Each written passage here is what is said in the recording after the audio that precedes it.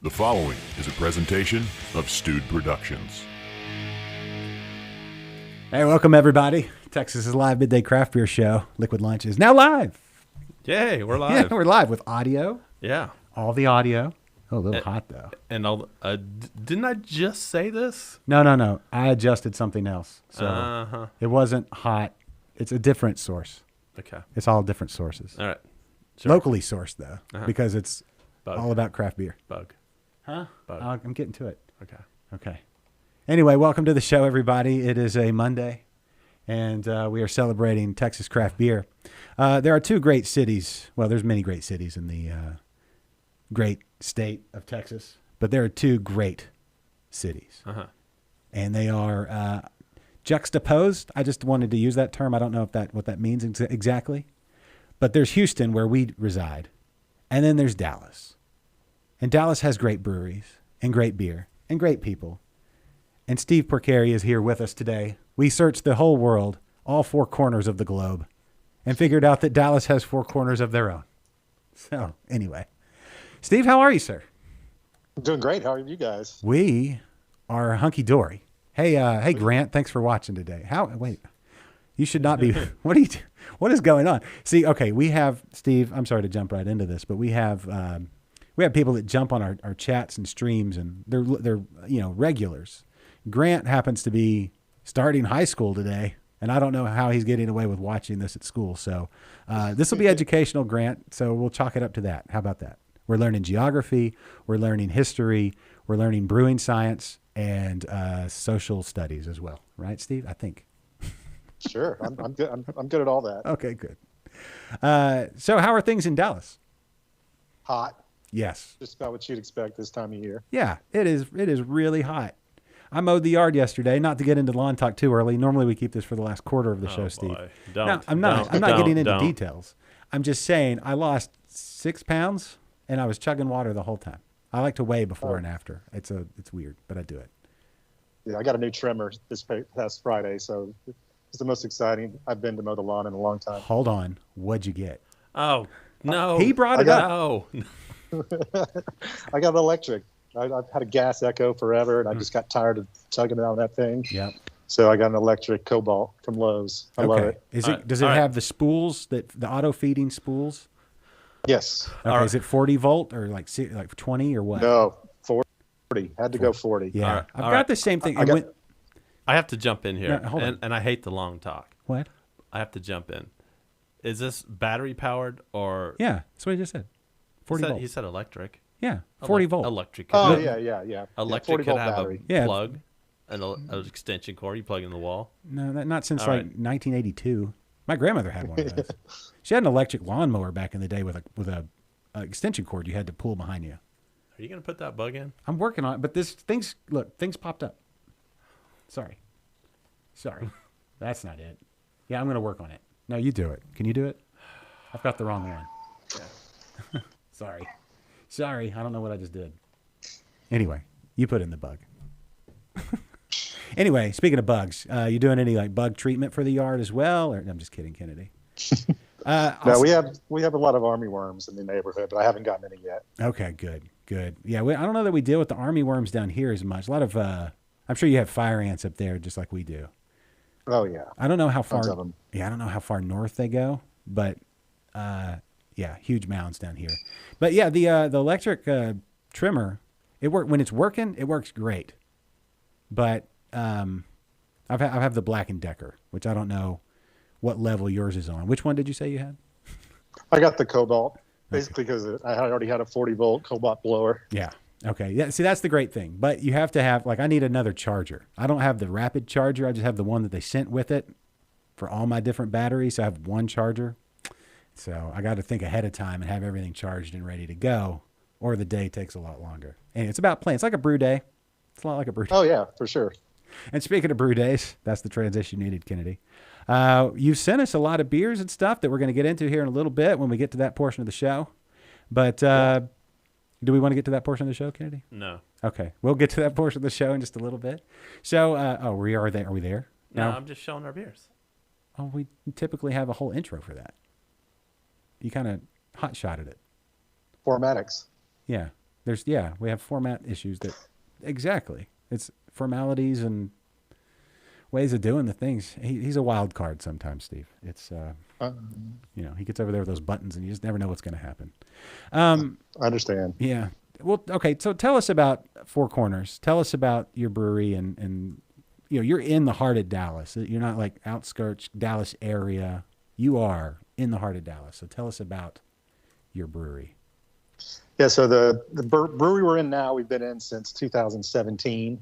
The brewery started in 2012, and we were still very close to, I don't know how familiar you are with Dallas, but there's a bridge that goes from downtown to what's called West Dallas. And so we were there from 2012 to 2017. And then we moved to this location, which is more on the kind of southeast side of Dallas. And it's directly across from the convention center from downtown. Cool. In an area called the Cedars. So basically it was an expansion. We went from a smaller space to a bigger space. Okay. Very cool. Yeah. So got a nice tap room where I'm sitting today and a production space. Sorry, I have to look up at my screen to see you, but yeah, the tap room, it looks awesome. We get up to Dallas. I think people in Houston, I don't know what the average trip to Dallas is. It probably once or twice a year, I would think, once a year at least. And it's funny, Dallas is because we don't. It's far enough away where it's like its own. Like if there's if the solar system is Texas, it's far enough out to where I don't know what's going on in the rotation, but once I get up there, it's like there's some really cool stuff going on. So, I'm looking forward to. I think we'll be in Dallas for some athletic stuff coming up now that the school year started. That hopefully we'll get to visit your brewery. So, yeah. So you've been open for over a decade. I'm trying to think. Just about. Okay, so in the hey, Philip jumped on. What's going on, sir? In the I don't know, chronology of Dallas beer, where does that put? That would have put in Houston. That would have put you in the first 5 or so breweries. Yeah, if you go Dallas proper, down Dallas itself, not what we refer to as the DFW area. Yeah, we were, I believe, the 3rd and then the 5th overall. Okay. So there was one in McKinney and then one in Fort Worth, Raw in Fort Worth, that had been around for quite a few years prior to the rest of us. The 3 in Dallas were Deep Ellum, Petacolis, Lakewood, and ourselves, and we all 3 opened up within a succession of about 3 months apart. Okay, that's cool. Yeah, Petacolis, we've had them on the show before. That's cool. Dallas has some great beers, and we have some great beers in front of us. Kennedy, are we at all close to being ready to? Patience. I'm thirsty, and they got shipped to the house or to the studio. Sorry, or they arrived at the studio. However, we're legally supposed to say that they arrived via all the legal channels. Absolutely. The other day, and I had to use so much discipline to not pop a couple open to do some research. I waited for the show. So I'll give you props on that. I couldn't have waited. Yeah, it was tough, especially yesterday after mowing the yard. They were just looking at me, especially that lager. I was thinking that lager will be great. That'd be perfect after mowing beer. But alas, I have to wait for Kennedy to whatever he's doing. I'm ready. You ain't waiting on me. Well, then let's grab a beer. Let's do it. Oh, it's time to. What time is it? That's the thing we do, right? So there you go. Mm-hmm. It's time for your favorite segment and mine here on Liquid Lunch. This is What you drinking? Good. And what we've got today is Four Corner beers, all on the table. And is it kombucha or kombucha? Buchalada. So it's a kombucha seltzer. So it's kind of our newest product we came out with in this past spring. Okay. Oh, well, we're happy to test it out for you. Yes. Great. Yeah.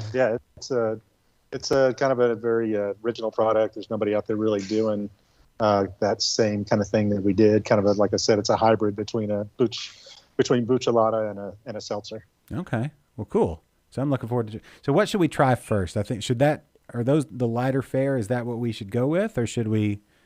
Those are going to be the nice fruity ones. So I'll leave it kind of up to you. If we look at chronologically how the beers came about, Local Buzz was the very first one. Heart of Texas would have come next, and then El Chingon, and then the El Grito Lager, Mm-hmm. and then, as I mentioned, the 3 Buchelata flavors just came out this past spring. Okay. Let's go local buzz first then. There you go.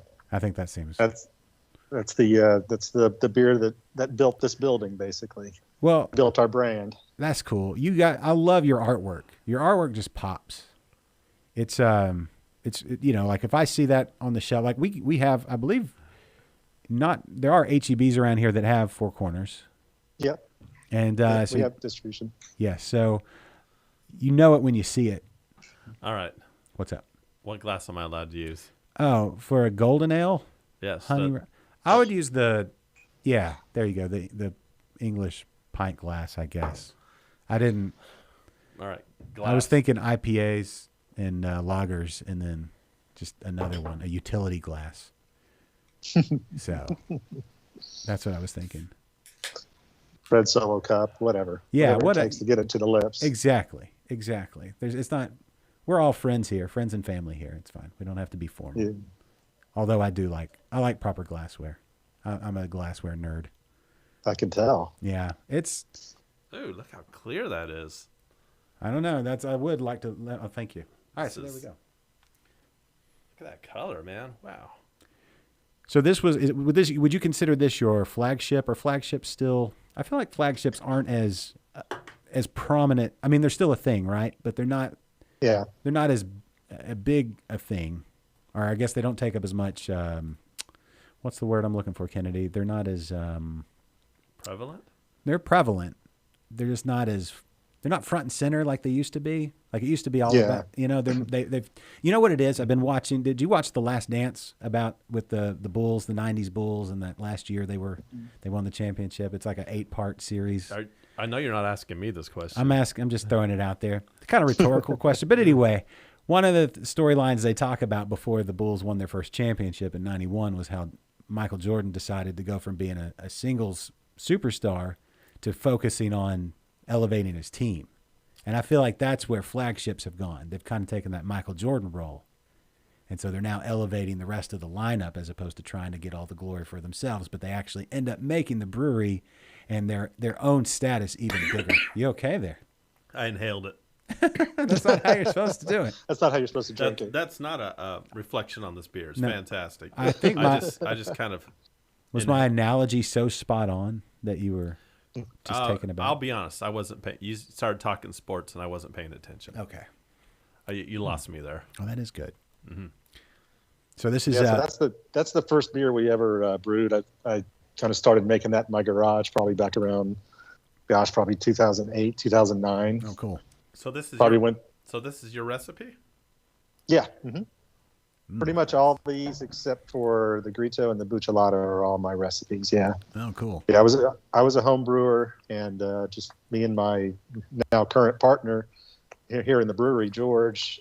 We were just best friends, played in bands together, kind of got into craft beer together. Spent way too much money on a homebrew kit, and spent a lot of time home brewing, and eventually turned into this. Yeah. But yeah, that local buzz probably went through about 100 different iterations. And I think what we finally settled on was the original one that I brewed the first time. Yeah, it's good. I like the rye gives a little bit of. What's the percentage of rye? Because it gives a little pepper. It's about 5%. So it's just enough to give a little bit of spice, but not overwhelm. I like that rye spice. Yeah, and just a little hint of honey. Yeah. Man, it's great. You get the honey aroma and the flavor, but the sweetness is not. I like it's dry. Yeah. I like it. Yeah. I like it a lot. What kind of Yeah, honey? I always tell people you don't really taste the honey because it's all fermented out, but you definitely can smell it. That's your nose playing tricks on you. Yeah. What type of honey is it? We use a Burleson, so it's from a company just down in Waxahachie, which is about 30 miles south of here. Oh, I know Waxahachie. I've gotten a speeding ticket through there. Yeah, These, yeah, it's Texas wildflower, so it's all Texas. I don't know, grown's not quite the word.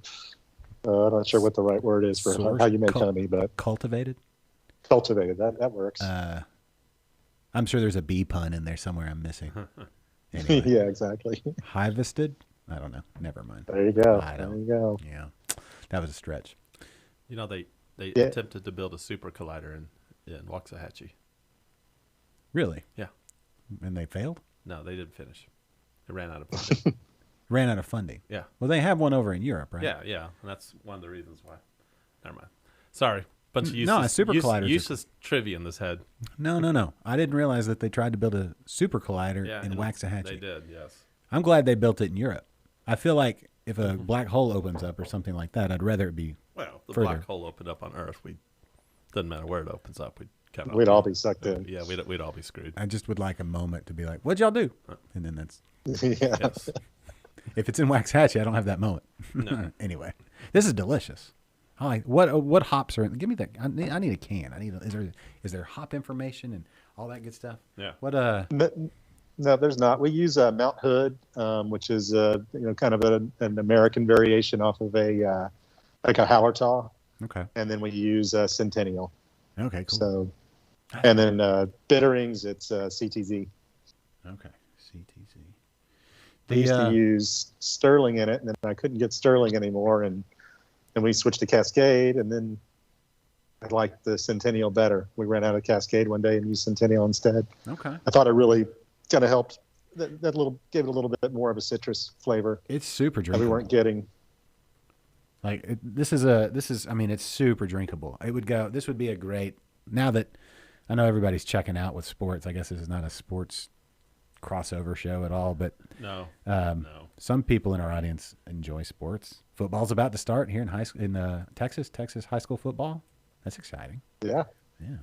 Anyway, I'm not saying you drink it at a high school football game, but college watching on TV. It's really nice. Once the weather cools down to somewhere in like the lower to mid 80s, sitting out in the backyard, maybe with the TV out there, yeah. Definitely. In a parking lot somewhere. Mm-hmm. Yeah, it's really nice. I wish I'd been your thanks, neighbor yeah. back in the day when you were homebrewing this. I can get it now. It's great, but Yeah. that's a lot of cool points to be like, yeah, you should try my neighbor's beer. Right. Exactly. Yeah. That was our best seller pretty much up until this year. Mm. And then El Chingo and our IPH has just barely jumped it, but they're still really close. Okay. I like that a lot. I like that a lot. Now, I'm not surprised that I like it, but I'm just like, I'm going to get more of that. It's a good easy. When we started doing recipes, my thing was, I was really into doing, big IPAs and really hoppy stuff, but I really wanted to make beer for people who were Miller Lite drinkers, specifically a beer my mom would enjoy, Yeah. and so that's kind of where the recipes came from, kind of the balance that we put into all of them. So, does your mom enjoy this beer? Yes, she does very much. The Heart of Texas is her absolute favorite, but those two are the ones she drinks the most for sure. That's Yes, cool. my fiance, that's her favorite style too. The red ale. Yeah. Yeah. That is the red ale. Right? It is the red ale. Yep. Very cool. So tell us more about like the Dallas scene overall. Like I'm very entrenched in the Houston scene, I've done interbrews for 10 years and interviewed a ton of people, and I don't get to Dallas as much as I would like to try the beers. What if you could describe it to, I don't know, a Houstonian or any outsider, how would you like the vibe? Is it, I know it's I'd say it's probably pretty similar to Houston. I was actually just down in Houston for an event. I'm from Houston originally. Oh, cool. But I've lived here. What part of Houston? I went to Memorial High School, so the whole Spring Branch area was where I spent the majority of my time. Oh, okay. But also lived a little while out in Kingwood. But my dad still lives down in Dickinson. My mom moved up here when I had my kids, so she could be closer to the kid. But yeah, no, I think they're really similar, just based on the last time I was down there and just kind of looking at the beers. It's like we've got a good number. I'd say we've got probably 6 to 8, 8, maybe more than that. About 8, I guess, maybe 10. What I would call real production breweries, and then you've got a whole bunch of the smaller guys, that are doing specializing in the hazies and doing the 16-ounce 4-packs out the door. So there's quite a few of those. We've seen more of those open than anything else. Yeah. And I feel like that's pretty similar to what's going on down there, but I may be wrong. No, that sounds about right. I like that when you start talking about what part of town, when you said Dickinson, I'm like, oh, there's like 4 breweries in that area. You said Spring Yeah. Branch. I'm like, oh, there's 4J. Yeah. I think of geographically, everything is related to a brewery for me. Yes, we have a brewery in Spring Branch. Yeah. Wow. Yeah. Yeah, so, there wouldn't have been anything like that when I was there. yeah, all the little nooks and crannies of Houston are starting to get their own breweries and little neighborhood spots. But yeah, there are the bigger guys that, similar. Yeah, no, I like that too. It's the old English model, Yeah. where, in every neighborhood had its own little, ale house. Yes. And that's, that helps to build community. That's the thing that's about this show, trying to build, community around beer here in Texas and celebrating all the little communities that we don't get to, I don't get to hang out in your neighborhood, and I don't hang out in Kennedy's neighborhood all that often. And, but to come together and celebrate that and shine a little light on it. And then maybe if I'm in the area, hey, let's go grab a beer, that kind of thing. So that's super cool. Yes, Philip, they do distribute to Houston. Kingwood, yes. Yep. Do y'all distribute to Kingwood specifically? I'm sure we're with Silver Eagle down there, and Silver Eagle pretty much covers the whole Houston metropolitan area. So I would say yes. HEB, Kroger, those would be our biggest. Obviously, Specs, Total Wine. Yeah. You can always find it at either one of those. Yeah, I think we only have in cans. I think we only have Buzz, Chingon, and Greedo. Okay. Yes, they available in cans. definitely have them in the HEBs here. Yeah. I've seen you guys. Cool. What are we gonna drink second? Oh, Kind of smash that beer pretty fast. yeah, It was really good. I want to go. Well, we're only drinking half beer, so Yeah, that's fine. I want to go with the lager. Let's do the lager. Yes. Put it in the lager glass though. I know what the lager glass. Look, sometimes I listen to you, Josh. Sometimes I listen to about your special drinking glasses. I like everything to be a ritual. So yes, I do listen to you sometimes. I like everything to be way more complicated than it needs to be. I don't know. Amen to that. It's my calling in life. It's so we can celebrate all the little intricate parts. You Just know like what? I'm gonna do something here. What's that? Go ahead. Keep going. What are you gonna do? Are you gonna pour two of them? You're not gonna do a double pour at the same time, are you? Blend them. No, I don't know. He's getting. No, if you notice, they're both gone. They're both gone. Yes, we're gonna have ourselves a full beer. Oh. Because I feel like good things are gonna be happening with the lager. Oh, okay, cool. Yeah, 4.5%. You'll be fine. Oh, it's fine. It's a lunch beer. We'll actually have some lunch after the show. And that's the only thing. Like, you can't really eat. Oh, what's for lunch? I don't know yet. You can't really eat on a lot. I've got some slow roasted pork in there. I made some pulled pork sandwiches with it, and it was good. But there may be some of that left. That's the only problem. You can't eat on a stream like when you're talking. We don't want to. No, it makes it difficult. Yeah, when you're smacking into a microphone. So kind of have to drink the beers and then remember them while I eat afterward. But That's probably not the brightest thing in the world for me to pour over my brand new computer. yeah, that was a.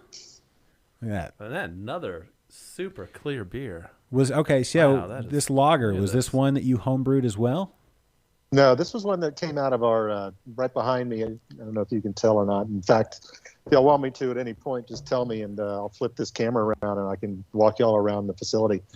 But we have a 7-barrel system in our tap room that's right here behind me, and so that beer was created in there. That's really good. Just was kind of our take on a Mexican lager. It's really that turned into more of a hybrid of a not so much that it's still got all the ingredients of the Mexican lager, but we use Equinaut hops in it, which has got a little bit more of a noble feel to it, and then we use a Czechoslovakian style, like a Czech Pils style yeast in it. Okay. It's super clean and nice. I mean, it does have that Mexican lager with it's got corn in the grist, right? But it's it's clean and just super, like, I don't know why like my local, like here in our neighborhood, like our Tex-Mex place, they don't put craft beer on tap, and I feel like that there's like a beer like this just needs to, just like slide them a glass and be like, try that with your tacos or whatever. Your fajitas. All of that. And then they would. Yeah, we've been able to infiltrate Have with you? our branding. Okay. Oh, well, that, that makes sense. It does make Yeah. sense actually a lot, and that's what I love the branding as well. So maybe I just Yeah. slide on in there and be like, hey, And Check long this out. long time listener Danny. over in Florida. Yeah, Florida. He used to live here in Texas. Now he's in Florida. So he's had several of these. So good. There you go, Danny. He used to live in Wichita Falls, so he probably he probably had a lot of Four Corners. Yeah. That's really We've good. been distributing up there for a long time. I really want like some tortilla chips and some guacamole or something. Some nachos. Seriously, that is really good. That is Yeah, really that's good. what we have. That's what we have up here in the kitchen. So What'd you call it? Crispy boys? Yeah, The guys who like the lagers? yeah, The crispy boys? yeah. Or you can call the beer a crispy boy. Yeah. yeah, that one would fall in line, I believe. Yeah, I think so. I don't know if there's a technical like criteria to be considered a crispy boy. Mm-hmm. But this would be a crispy boy, or one who enjoys it is also a crispy boy. I'm actually lagering a beer as we speak. Your Oktoberfest, My Oktoberfest, yeah. Steve. Do y'all have an Yes. Oktoberfest? No, we're kind of anti-Oktoberfest. I respect that. There's a lot of them. Everybody else does one. For a while, we were doing some playing around with some different dark ales that we would put out in the fall, and we'll have one on. We've got a Mars in the tank in here. We'll have it on the small batch system for sure, but not for production, not for Senator stores. There you go. Well, I like the small batch, the small system and the big system. It gives a lot of flexibility. You can try new things out, and then tap room exclusive stuff. What like now you mentioned the Meritzen or Martzen or however it's pronounced. Mm-hmm.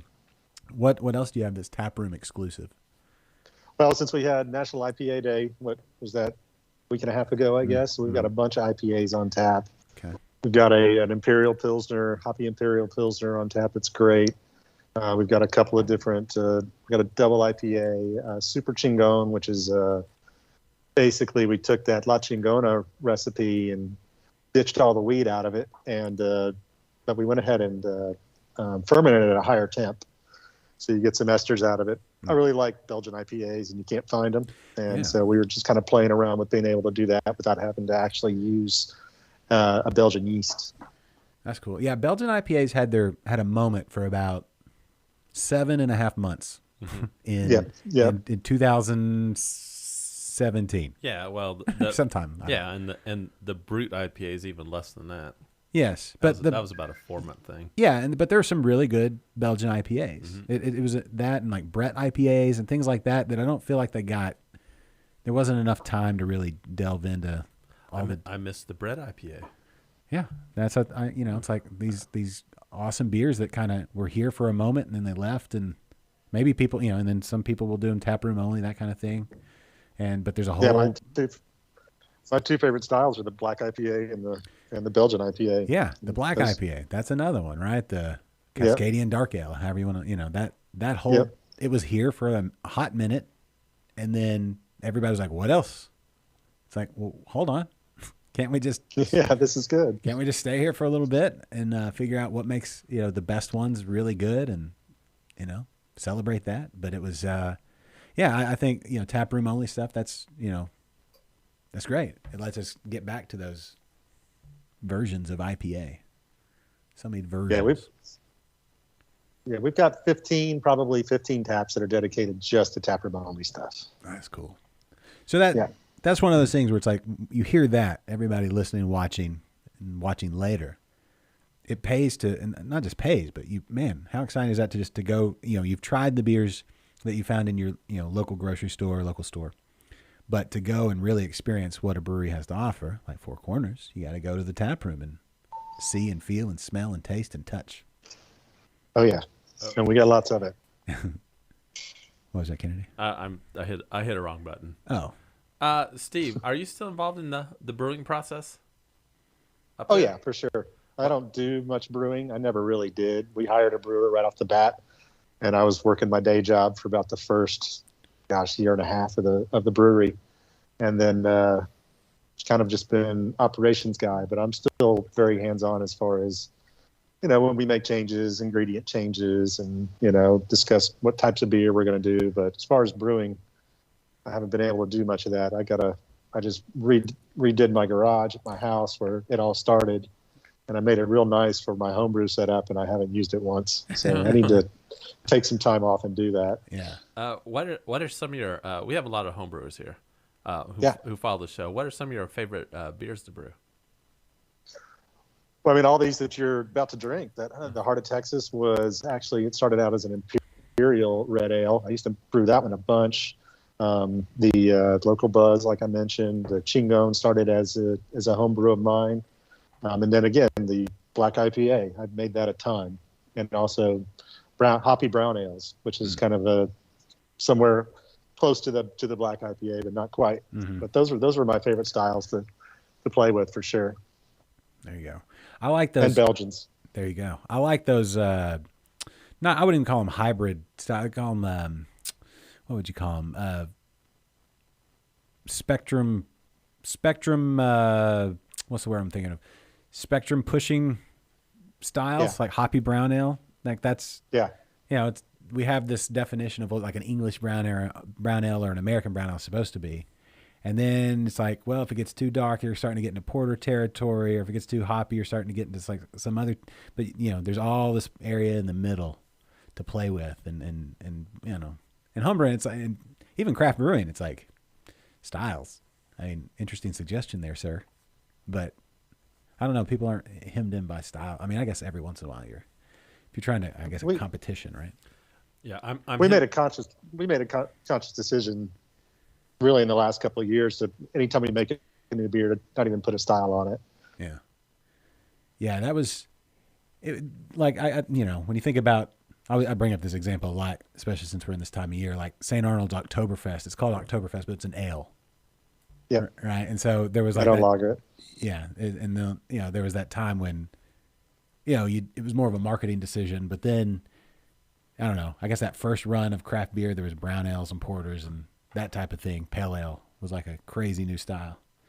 Yeah. And you kind of defined it by the style, but then people started branching out, and styles are kind of I guess they're a framework to be able to, explain beers. Like, this is what this style is, and this beer is called this, but they kind of blew the style whole thing out. So let's go on a trip here in an adventure.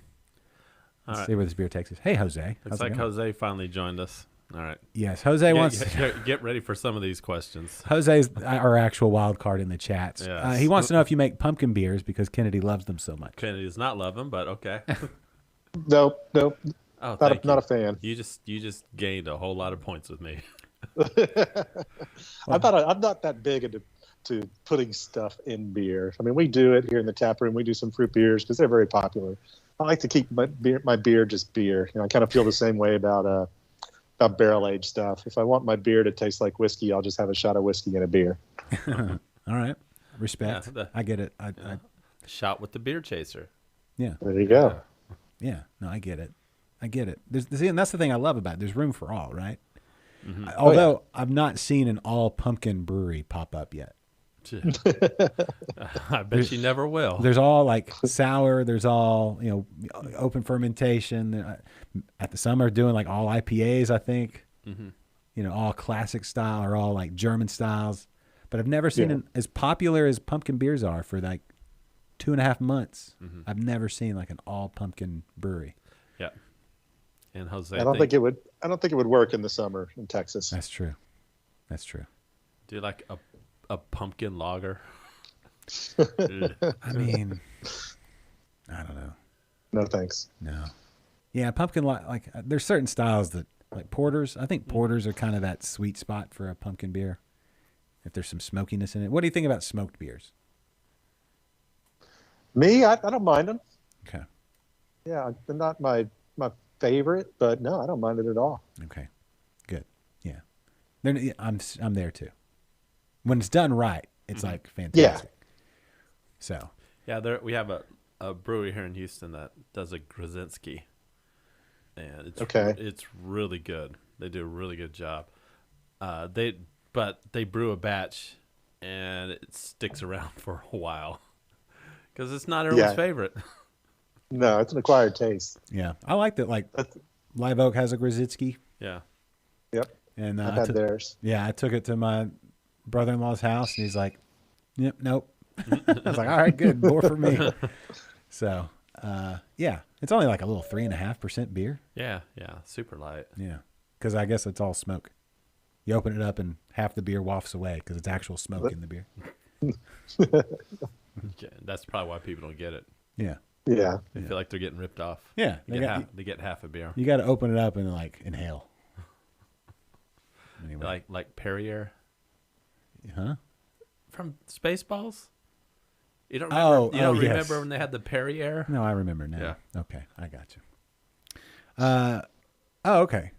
Philip says smoked beers are good to use in barbecuing. Well, sure. Oh yeah. Yeah. Liquid smoke. Yes, absolutely. Can we take you up on that offer for maybe the tour, the grand tour of the brewery and the tap room and everything? Yeah, let's do it. All right. Yeah, let me be jiggly and flip around here. That's all good. That's okay. If you're ever looking at my camera, it's always. There we go. Always jiggly. Yeah. You should do some. All right. crunches. So, as I mentioned, this is the tap room. So, we got a nice little space on this side. We're it's open 7 days a week. Got a kitchen. Kitchen's only open over the Thursday through Sunday. Oh. And then here's this small we go. batch space I was telling you about. That's your small batch. Yep. This it's is the a 7-barrel small batch. system. Okay. Ooh, I like the lights. Hold on. So Can we see that they got green? Ooh, the LEDs. yeah. So Yeah. I'm a sucker for lights. you're saying that brew house is for small batches? Yep. Wow. Where's Yeah, the we've big got one?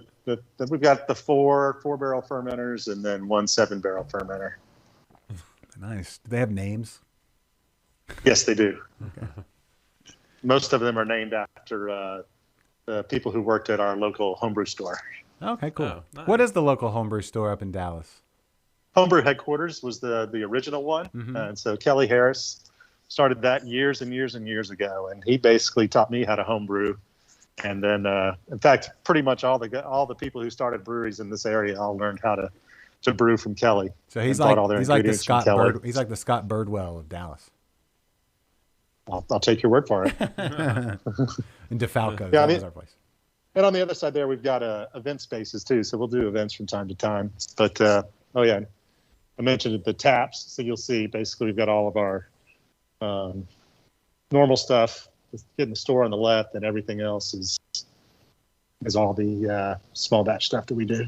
Cool. Now, you guys do you have beer to go? I'm assuming you do, but beer to go at the No. tap? No. We're not allowed because ever since when we got I'll flip back around. When we got can't see anything. When we got acquired by Constellation Brands, they take all of their the cumulative barrelage that's done by all the breweries under that brand. Yeah. And that number is way above what Texas allows for us Gotcha. to be able to do beer to go. Oh. Man, they need to do away with that whole. Yeah, it's stupid. When they originally did it, the reason they did it is they were afraid that Budweiser was going to come in and put a bunch of tap rooms, which, I mean, come on. Yeah. That's not going to happen. No, and even if they did, it would. Yeah. Whatever. Ooh, I'm gonna go to a Budweiser tap room. Yeah. Right. No. Oh, the outside space. What's Yep. I'm going to flip it around now. So there's the main brewery. Oh, wow. Yeah. It was. It's been around since the 50s. It was a big rig repair shop, or not big rig, but estimation equipment. Mm-hmm. And then the tap room here. That is really This- cool.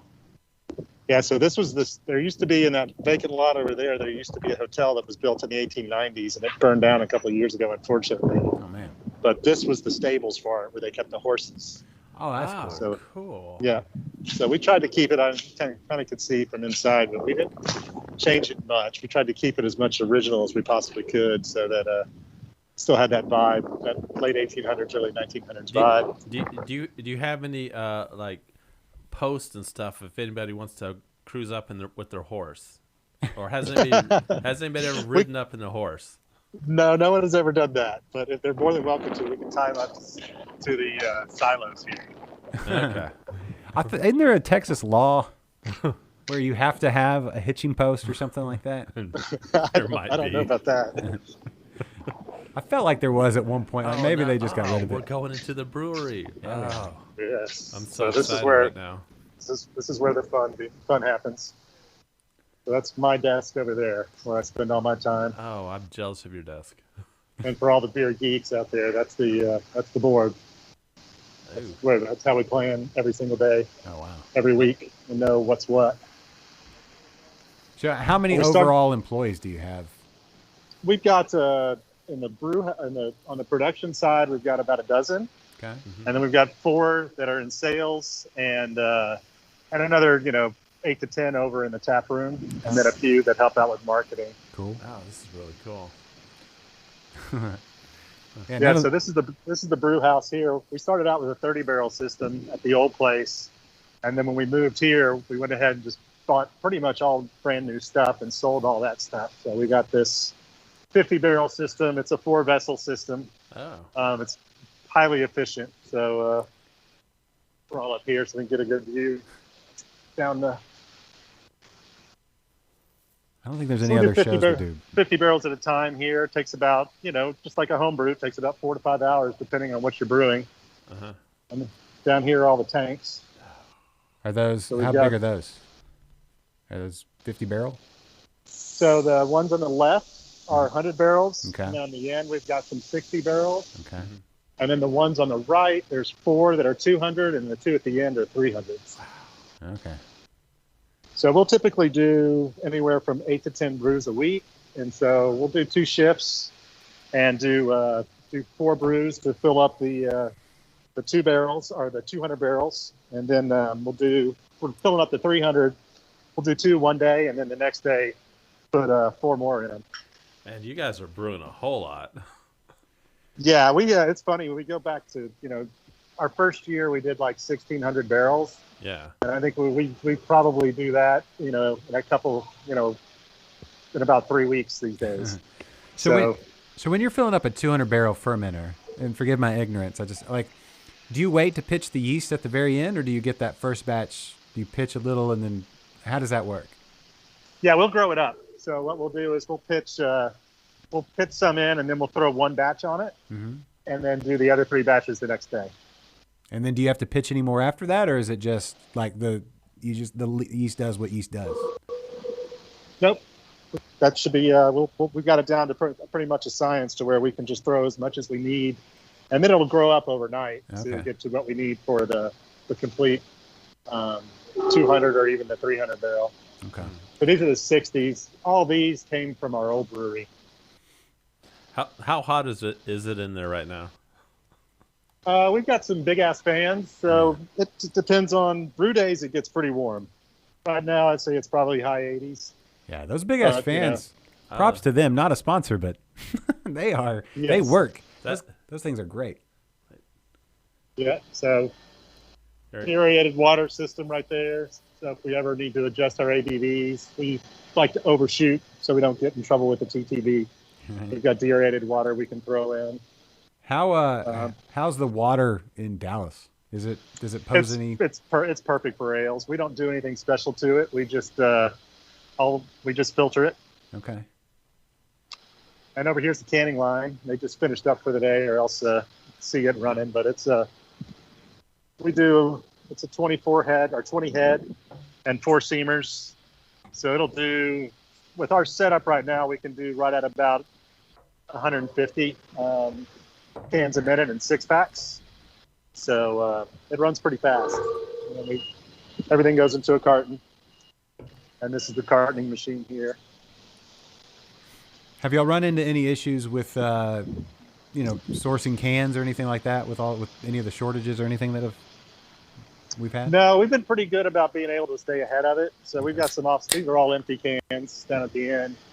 We've got some off-site storage that we use. And so as soon as I started hearing anything about, possible shortages, I decided to go ahead and stock up. So we stocked up on specifically the Chingon and the Buzz cans. So we haven't had really any issues yet. That's cool. Knock on wood. Yeah, right. Yeah. You know, this is one of the last couple of years have been like, don't get too confident in anything, I guess. But Yeah, exactly. right. But that's a So bright tanks here. We don't filter, but we've got a centrifuge over there, which separates the yeast and any proteins from the beer prior to going into the bright tanks. No filtering, and your beers are this clear. Yeah, it's all That is it's impressive. just the centrifuge that does it. Yeah. Spins all the solids out of it.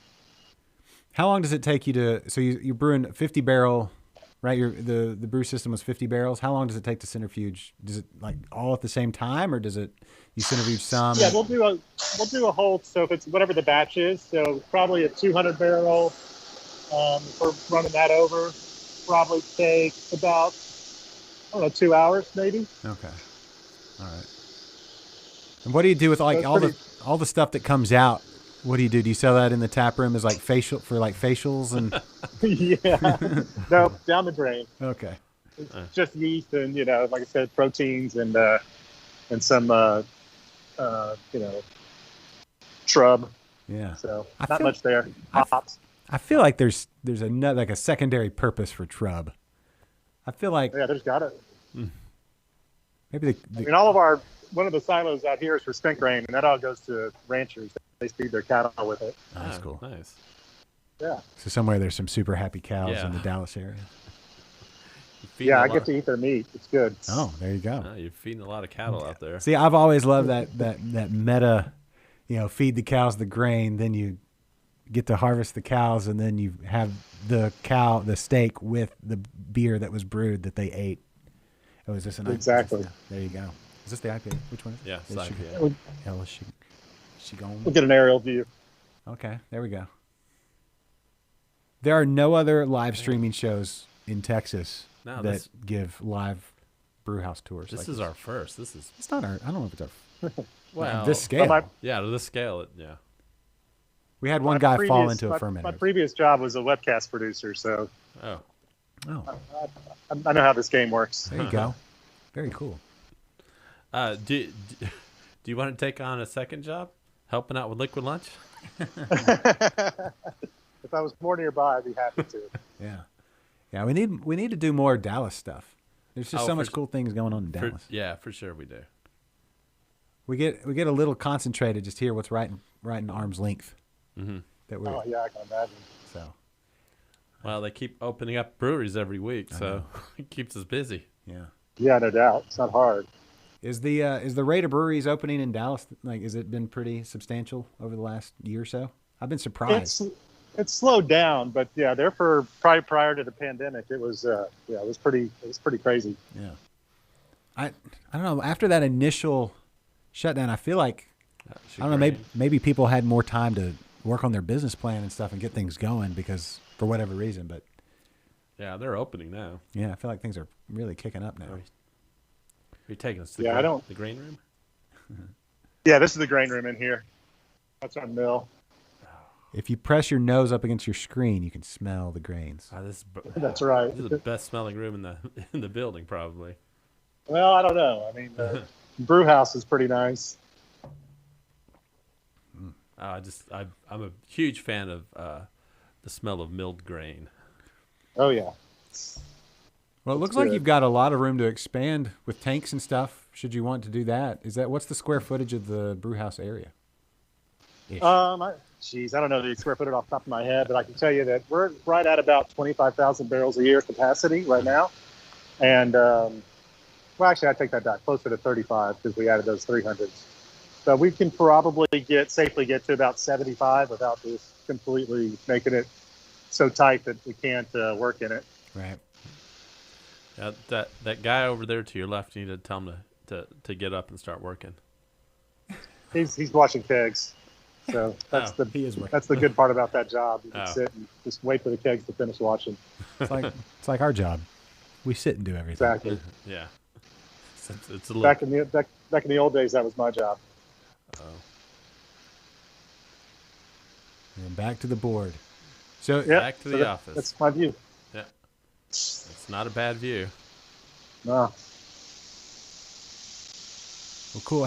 Okay, so as far as your distribution footprint, we know we're in Houston. You distribute down to Houston. Yep. How far out, like West Texas? How far out do you guys go? We're statewide, Okay. so you should be able to find us, at least not every brand, but you should be able to find at least Buzzard Chingon pretty much all over the state. Okay. So there you go. Our friends out in Lubbock and El Paso and Midland and all those El places. Paso is a really good market for us. We do really well out there. The Valley, that was where we first, like when we first started doing distribution outside of the Dallas area, we went down to the Valley. And so that's been a real good market for us. Cool. There you go. Yeah, the Valley's got a few breweries, but it's not Amazon delivery. I don't. That's, Guard dogs. yeah. You they didn't tell. I need to get one of those red signs that says we're live, but unfortunately, dogs can't see red. So Yes, on air now. yeah, maybe with in the shape of a bone or something. Where'd it go? What? Oh, are we moving to? I finally finished my lager. Are we moving to that? Which one are we drinking? I waited. La Chingona. Say that again. The double. Oh, we went double IPA. Yeah. Okay, there you go. My wife is a huge double IPA fan. Notice the proper glassware. You know, honestly though, Kennedy, if we're gonna split hairs here, this is an IPA glass. I don't double IPAs sometimes. What's the ABV on this one? You want to go snifter 9. maybe? Yeah, 9. So I don't know. I mean, it's still, I guess, the effect. 9? Oh. Yeah, 9. This beer will get you in trouble. yeah. We as well. Oh, my, yeah. my dog. What are they? Sorry, I probably have an Amazon delivery. Does the Amazon guy have his face pressed against the window or something? What are they? Kennedy, can you tell? I'd have to get up. Okay, I'm real comfortable right now. that's fine. It's fine. Yeah, the dog bell. The dog bell is ringing. Thank you, Philip. That's a good one. Our doorbell doesn't work. Oh, well, you don't need a doorbell when you got dog bell. No, we got dog I bell. was going to say, Yeah. So those guys. yeah, no, they're sweet. I guess they're okay. They're fine. They're fine. We'll keep them. Yeah. Now the ones stopped running out of the door and down the street. That's true. He almost did that yesterday. So anyway, he gets excited. Well, Steve, what? Let's look into the future. What's I'm obviously you're putting out great beers and you got an awesome tap room and brew house and everything going. But what are any like plans, events, or anything like that people need to be hip to from Four Corners? Well, I mean, if you're in the area, obviously, like I said, the tap room's a lot of fun. You know, we do Loteria nights. That's what the branding on the cans is. So we made there was a playoff Loteria. It's like bingo. Mexican style bingo, Yeah. basically. So that's a big draw on Thursdays. We do really it's a lot of fun too. But yeah, just keep doing what we're doing. We've got some seasonals. We didn't do any seasonals last year just because of the pandemic. We try to kind of keep things close, just stuck to the regular beers. We've got a group of seasonals that are going to come out. We've got a new 19.2 that we're going to do that's called Malt Liquor. It's going to be a craft take on a malt liquor. Oh, really good. Fantastic. So yeah, look for that. And then, Are you going to distribute them in 40-ounce bottles? Can? No, I wish. It'll be a 19.2 ounce can, like the Chingons I sent you. Jose says you're El Barraco. Is that how you say that? No. Borracho? El Borracho in the Lotteria. What does that mean? Borracho means drunk. Oh, Yes. I'm the drunk in the spot game. on, Jose. Yeah. Sorry, Steve. I grew up in Arkansas. I have to give him Spanish lessons And it doesn't stick. Constantly. Yeah. It doesn't stick. It doesn't stick at all. No. And he pronounces every Spanish name in like about as wide as you can get. Not Yes. sometimes correctly though. Well, Yeah, we're not going to go there. my partner George is Hispanic, so he drives that. And anytime he comes up with a new name, I got to look it up. Well, just ask us sometime about the whole Blanco Yes. controversy. The- Not controversy. Just, The city of Blanco is actually pronounced Blanco, not Blanco. yeah. Yes, That I'm was, aware. That Yeah. was okay. That was a source of contention for a while. Not until- really, just for you. until Josh took it upon himself to call the Chamber of Commerce. Yeah, we called them live on air, and they, very Yes. sweet lady. I Yeah. can't remember her name off the top of my head, but she explained to us It's proper pronunciation. It's Blanco, not Blanco. And Yeah. I was so Yeah, upset. my first great beer adventure was down to see Real Ale before they moved, when they were still in the basement under the square down there. And Yeah. I met with their keg cleaner, and he set us straight on the name that day. Yeah. Oh, was this a keg cleaners convention? It's just one old dude down there cleaning kegs on a Saturday. It was a pretty cool little space. Yeah. When was that? When did they moved? The new one was like 2012 or something, or maybe a little later than that. But Yeah. it was. Yeah. They've been open since what, 96, 97? Yeah, this would have been early 2000s, maybe 03, probably 02, 03. Yeah. Yeah. Texas has an awesome beer history. Mm-hmm. And Yeah. so that's cool. Jose said you are La Dama, What does that mean? the lady. Oh, yeah. Thank you. Very sweet of you to say, Jose. He's finally getting on and giving you crap today. It's not me. No, it's fine. Whatever role I need to play to make the game work, it's all good. Mm-hmm. I'm just here for a good time. There you go. Yeah. What do you yell out? You don't yell bingo. You yell lotteria? Yep. Okay. Yep. Cool. I want to get up there and play sometime. Thursdays, right? Thursdays. Yep. It's a lot of fun. You want to go, Kennedy? I do. We sell a lot of El Grito on Loteria night. I bet. And people bring their own stuff to make micheladas with it too. There you go. That is good. Great beer, though. Great beer. I don't know that we're going to be able to get to every beer No, and still function. I don't think we are. But let's talk about Especially going straight to the 9%. Yeah, he went. I'll be honest. I didn't realize it was a 9%. Like when I grabbed it, okay. So my thinking was I just grabbed another one. I'm not a big fan of the red ale, so I went towards the next can available. Ah. And the big can of regular Chingon was kind of like Intimidating. my vision's obscured. I have an iPad right here in front of it. Yeah. So I didn't see it. Yeah. So that was my thinking. Yeah. I didn't mean to go just towards the right towards the 9%. No, but does it have like Belgian candy syrup or anything like that in it? It has like a real not a sweet. Well, yeah, kind of like a sweetness. It's really good. I like the. Yeah, that's a red wheat. It's Yeah, we nice. use quite a bit of red wheat in it. Okay. All right. So Philip, one of our best watchers here. He's one Uses both eyes. one of the longtime ones. He's about to go to Dallas. And Great. Yeah, and apparently he's going to go play lottery. There you Oh, go. sweet. Oh. There you go. All right, Philip, represent well. Okay, don't embarrass us. Win. We need a winners. Tell them that Steve said his first beer is on me. Oh, there you go. There you go. Did you hear that, Philip? You got a free beer. Yeah. Cool. Just send us a picture with Steve or whatever. Very cool. All right. So throw up the tap room hours again. You had the tap room hours, right? I do. Throw those up again. Hopefully they're correct. Tell me what they say. We just changed everything. I literally I copied this. It's a direct copy and paste job from your website today. Okay, so hopefully that's correct. Monday through Thursday, 3 to 10. Fridays, Yep. 3 to 11. Saturday, noon to 11. Sunday, noon to 8. That's it. There you go. There you go. All right. Sunday, Perfect. get done with church and head over to the tap room. That's right. Or Saturday night. Or if you want on Sunday, if you want to go to the late service, you can go to the tap room and stream it.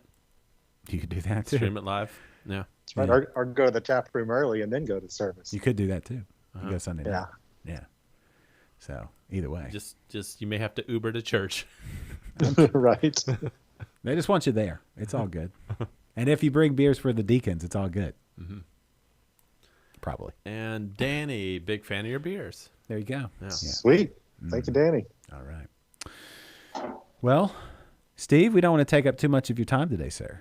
But thank you for the beers and the time and the tour and just continuing to put out awesome Four Corners beer and everything you're doing there in the tap room and for Dallas and for Texas and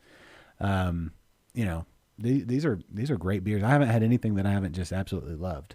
It's just awesome. So I got more beer to try. Mm-hmm. Well, you think you do. Oh, did you already pack it away? Until I take it, yeah. Before, so we didn't crack open what are the kombucha The kombucha seltzers. What were we calling those again? Buchelada. Uh-huh. Yeah, you won't be able to find those in Houston just yet. We're just in Austin, Dallas, and the Valley right now. Okay. All right. So anybody watching or listening right now in the Houston area, we have some fresh bucheladas on sale. No, we don't. Only place you can get them, $10 a can. There you go. I'm not selling them. You wouldn't sell it for $10 a can? No. $20 a can? Would you No. sell it? $100 a can. No. I would. I would too.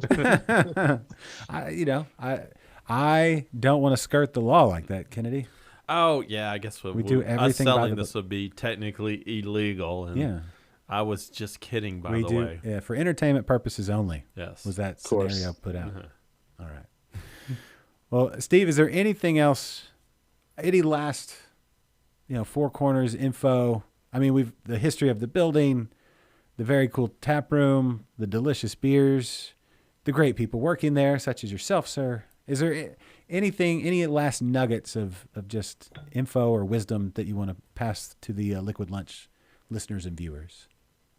Nothing I could think of. Just thanks for loving beer. I don't really care whose beer you're drinking. Just keep drinking it. It helps us all out. Yeah. There you go. All right. Well, Steve, we'll let you get about your day. But again, thank you so much for taking the time to be on our show, our humble little show here. Yeah, so we appreciate it very much. And thanks also for the beers. Yeah, no problem. As we come out with that new stuff, I'll shoot some down to you. Okay. Oh, yes. Well, we'll take it. Uh-huh. Same address. And then, Don't send it. next to time I'm in Houston, we'll go. We'll have a beer somewhere. Yes. Yes. Absolutely. We may have an updated address where you need to send those. No, that's that address that you got. That's here in the studio. That's the one. Do not, if Kennedy sends you some, don't. That's spam. That's all spam mail. All right. Well, Steve Porcari, everybody. Four Corners Brewing Company, Dallas, Texas, the Big D, and delicious beers.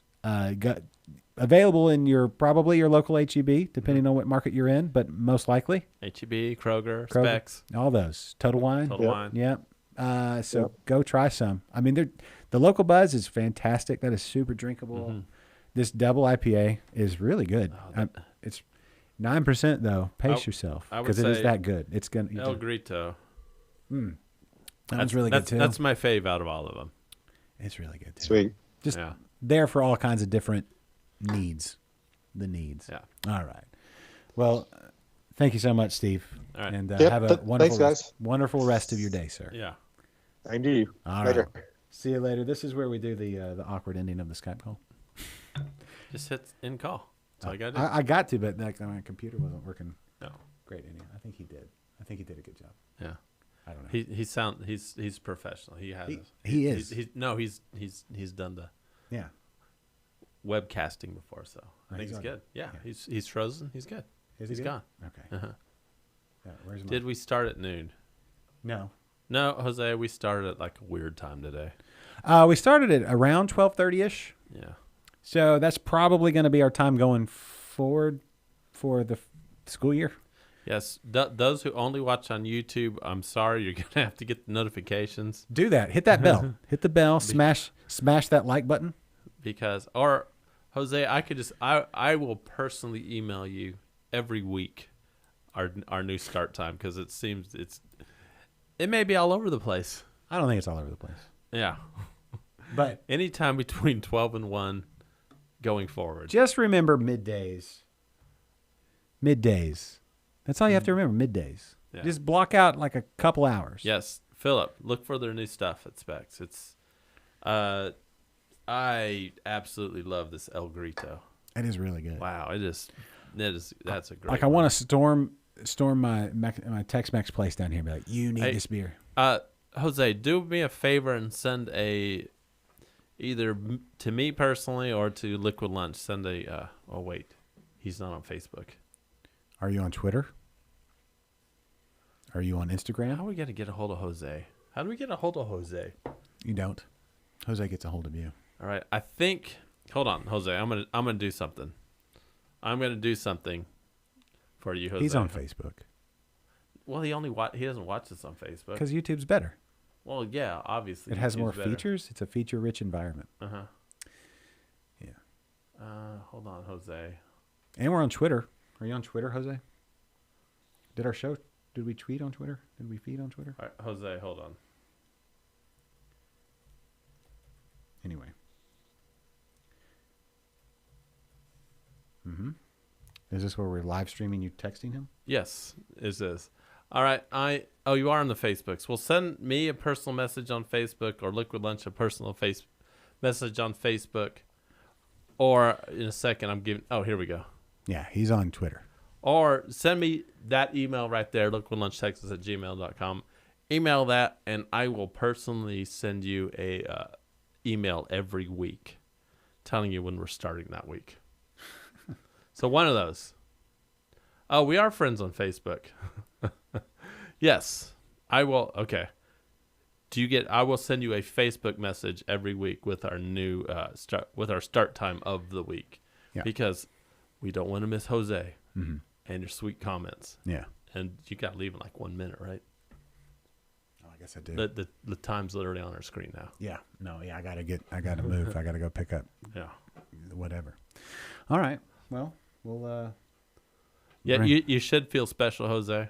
yeah. And go ahead and give Josh more shit next week It's all than, right. than you do me. It's fine. I don't mind it. It's fantastic. I don't mind it.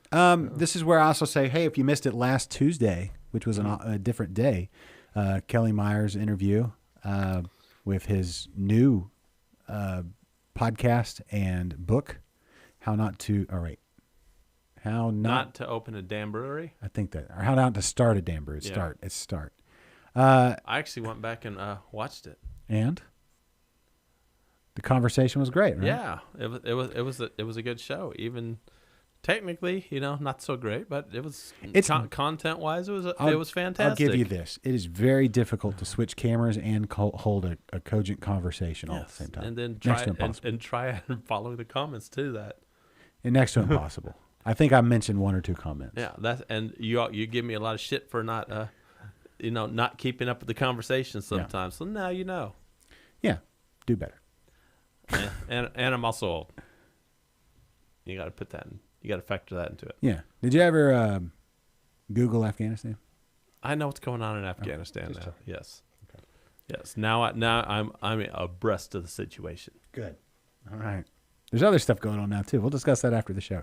All right. Thanks everybody for being a part of the show today, and to Steve Porcari, Four Corners Brewing Company, Dallas, Texas. Check them out. Go try their beers. This is our first time to have him on, Philip. Yes. Yeah. He was great. Great guest. Kennedy, great job today. Thank you, Josh. And me, great job, me. You were adequate. Yeah. You did the job. Yep. All right. Thanks, Philip, Jose, Danny, everybody. We'll see y'all next week. Bye-bye, everybody. The preceding has been a presentation of Stewed Productions.